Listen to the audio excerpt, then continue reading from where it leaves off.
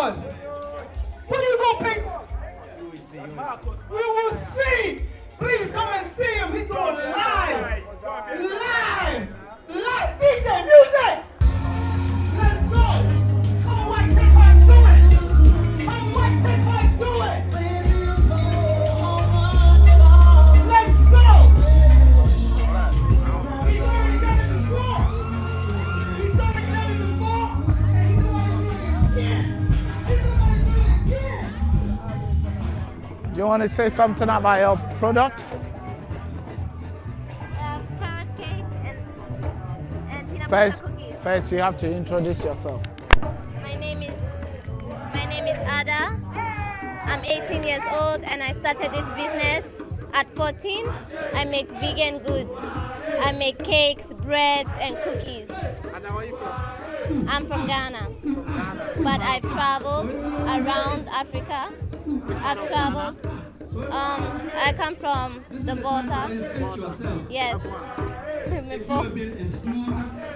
Okay, so you started this business at the age of 14. What Yes. came to your mind? What motivated you to start this? I wanted to be independent. I wanted to start knowing how it felt to make my own money because my mother had told me. 14. Yeah, my mother had told me like, I can't take care of you forever. You are now entering high school. You need to learn how to take care of yourself. And I was like, oh, okay. My mom started to not give me certain things that would tell me, buy it yourself. And I was like, why is she always doing that? So when I started making my own money, I realized this is very good. It is giving me something for myself, you know?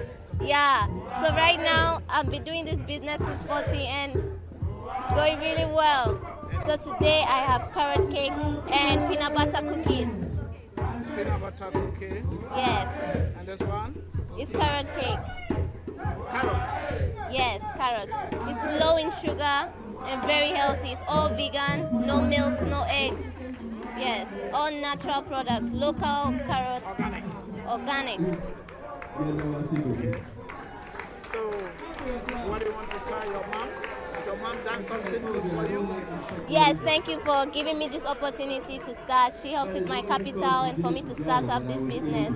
Without her, I wouldn't have been able to start it. So thank you to my mom. Thank you to your mom. So, mom, we thank you for the encouragement and also breakfast. Thank you. Thank you. Ralph, you want to say something about your slippers that you do? From Ghana. You want to say something about what you do here? Back to Ghana. Okay.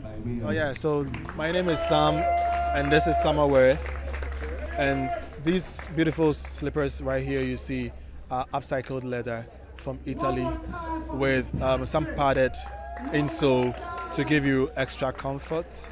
And when you come to us, you choose the design and the color you want, and we measure your foot, and with your foot specification we make you or create something for you. You can find us online and in our physical stores in Osu and East Legon. Osu, close to the Mother and Child Hospital on the Trask Crescent, and East Legon on the Mensah Wood Street, directly opposite Ghana Link.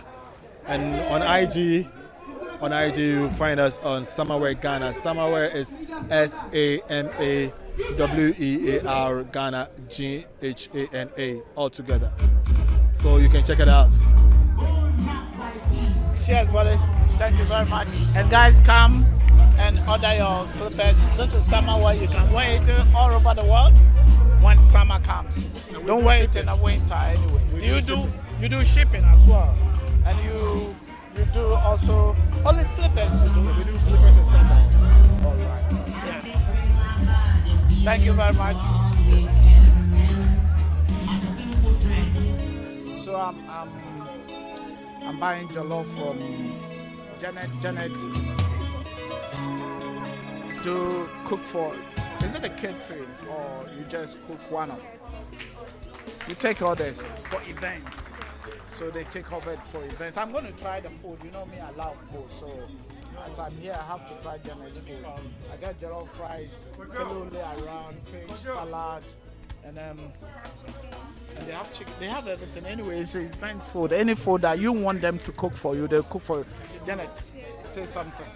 Okay, I'm Janet from Mama Samai, and we are here to celebrate with our lovely people. We take orders for jollof rice, banku, um, cabbage, anything you want. We have fish and everything. We have local drinks as well, so bolo, asana. So in case of anything, you can call us. And we are located at Mama Samai. So what's your name? What's your kitchen name? Your catering? It's Go Glow. Yes. Glow. Go Glow. Because we do makeup and nails. It's a whole brand. Okay. Yes. We do makeup, we do nails, we do everything about beauty and food. Yes. So in case of anything. Oh, it's been years. But as for me, I've been in this for 2 years. Yes. So my madam is not around. So What's your madam? she's not around. I think she's coming.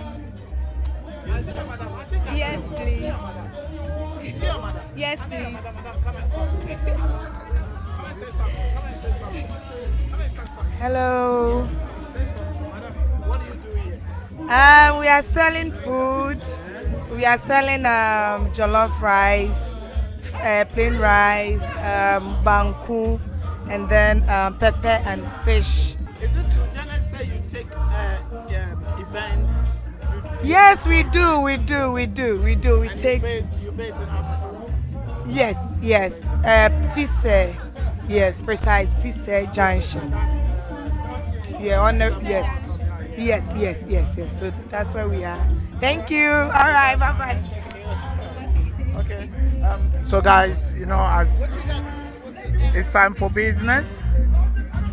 So, the number 1 billion scares me. We're 1 billion in Africa in population. In 40 years, it's going to double. What will that look like? Will be 1 billion slaves till we're still dependent?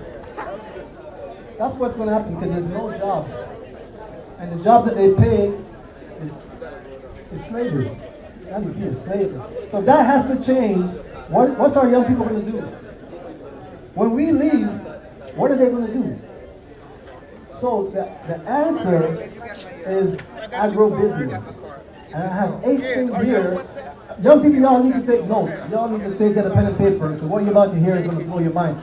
There's business right now, opportunities that will make you $10,000, 100,000 Ghana cedis. I guarantee you. But you have to listen. So I'm going to call the first person up. It's amazing that a greenhouse of 640 square meter could give you revenue of over 150,000 cedis, some close to 200,000 cedis. If you do, let's say, tomato in there for 2 cycles, and the tomato we could even make 6 tons, but we are doing about 3.5 tons. I have Boama here. He's the technical head for the production team across the country in the greenhouses. And you do two cycles, that's 6 months in, 6 months within a year, you should make about 160,000 cedis. Your operational costs, your agro input cost shouldn't be up to 10,000 cedis a year.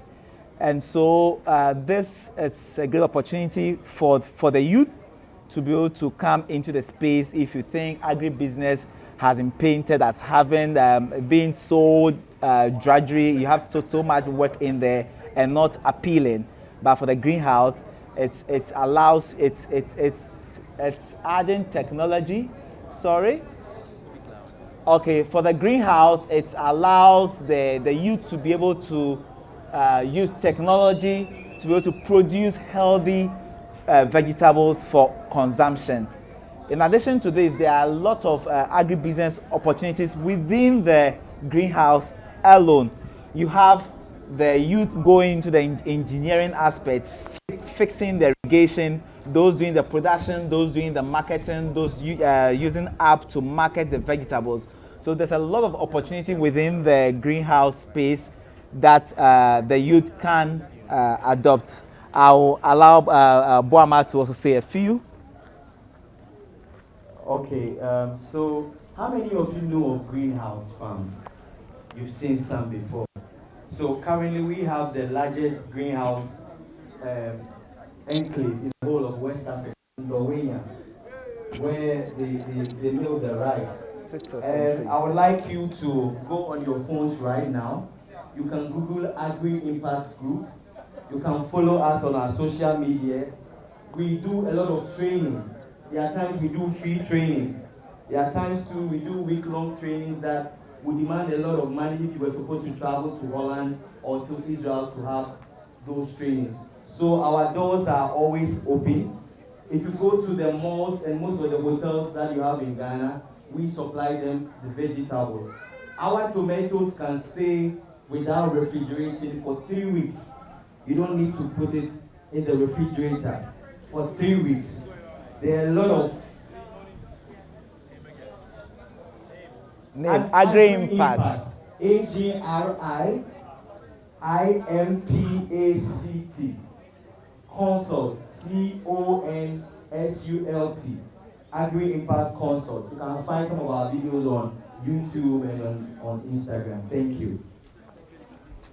All right, thank you. Yes, we're done. You can contact us if you need any info. We are available to help you. Okay. Okay, thank you very much, Brother Larry. All right. If you go to the bank, after you go through all your restrictions, if you're lucky, they'll give you 30% interest rate, if you're lucky. If you don't have land or any other asset, you pretty well get turned down. We have something that started already, and here's the trick. So far, we have 0 default. Nobody has defaulted on their payments. It's working great. I'm gonna have Vince come and explain it. Please give him a hand as he comes. Vince McBean. Kings and queens, organizers of this historical event, brothers and sisters, good evening. Good evening. Okay, I'll be very brief with this. The major issue we've always had is finance, accumulation of our own wealth, and the distribution of management of it by us. Because as you can tell by my accent, I'm living in London. Now, I said to the banks there, if I put to you a business plan, and I said I'm going to lose 10% of the product because I'm going to have to peer the yam or peer the dashin, do you know precisely what I'm saying? They said no. So I said, how are you going to be able to evaluate my plan if you don't know what I'm talking? So then I said, if we create a clearinghouse, they said, yes, that would be brilliant. I said, would you fund it? They said, no. So you can now see the issue we had, the challenges. So we started off our own little thing, okay? So what we've done primarily is embryonic, small financing, okay? Is to get people who are already doing small little business, market women and so forth, and other little historical hairdressers and mechanics and all the rest of it, and farmers, is to give them small money. And I won't go into the mechanism, but it's been very profitable so far.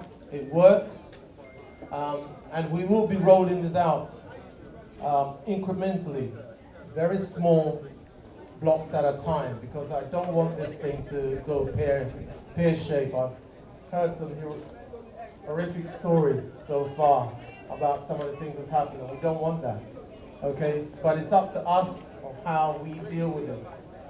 I've heard the previous speaker talk about trade and training of the young people. Now, it lends itself very well that we have the opportunity to trade and train our youngsters. So meanwhile, a young person is learning about farming or whatever, you have the opportunity to trade and make a business of it at the same time you're training. So don't let us lose focus on that. Trade and train is the way forward with the young people. Now we're here to see if we can provide the glue, finance for the young people. And that's also putting together technology and other people of special abilities within the business community who will be able to help them and hold their hand through the process. Okay, so my numbers is with Yao. So if any of you need to contact us, please contact Yao and Yao will give it to you. Thank you very much indeed. Good night. Oh, welcome one and all. This has been an interesting and great opportunity for everybody from so many different factions here in Ghana. As you can hear from my accent, as the gentleman said before, I was raised in the UK, but I'm fully Ghanaian. So Akwaba, one and all. Akwaba. Just a brief thing. Brother Yao and myself recognize the fact that a lot of people have gone through some issues when it comes to perhaps relocation here to Ghana, and also, you know, all kinds of different things, like you want to do business, you want to get your immigration in place, you want to do all kinds of investments here. So with that in mind, we set up Access Africa, Home and Abroad. And that's, we're one of the sponsors of this event. So just to keep it brief anyway, we handed out some flyers earlier. I hope you've all got one. Access Africa. If you don't, see me afterwards anyway. So basically, the saying goes that knowledge is power. But personally, I'd like to add to that, understanding is also key. This is both true culturally, with the people, with the language, with the politics, and in each nation, this is very much intertwined. Would you not agree? I know there's a lot of people from all different walks of life, different countries that have come together here to settle here in Ghana, and some of our indigenous people here who are looking to go abroad as well. It's all about knowledge and understanding. So basically, just remembering that, you know, for a lot of people who come to Ghana, I was born in Ghana, but I lived outside, and now I'm back. I even had to relearn the culture and understand how to get around, especially in this capital here. So basically, as such, you know, a lot of our mentality sometimes comes from abroad, comes from perhaps like, I remember there was a lady who mentioned earlier, we keep comparing this thing with, well, it should be like this and it ain't like that, and why am I here? But invariably, we still have to get on, don't we? We still have to find out. So with that in mind, many a time, holding these two much. So with that in mind, many a time, these processes might seem a bit daunting. It might even seem like literally like a maze. As soon as you learn one thing,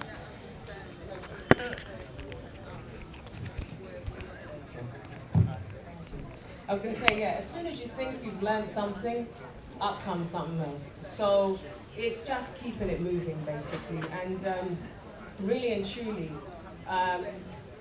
it's also, it doesn't help, like I said, when we keep comparing. But in the end, you still need somebody to hold your hand in certain things. I mean, some people, obviously, they found their way through, so don't get me wrong.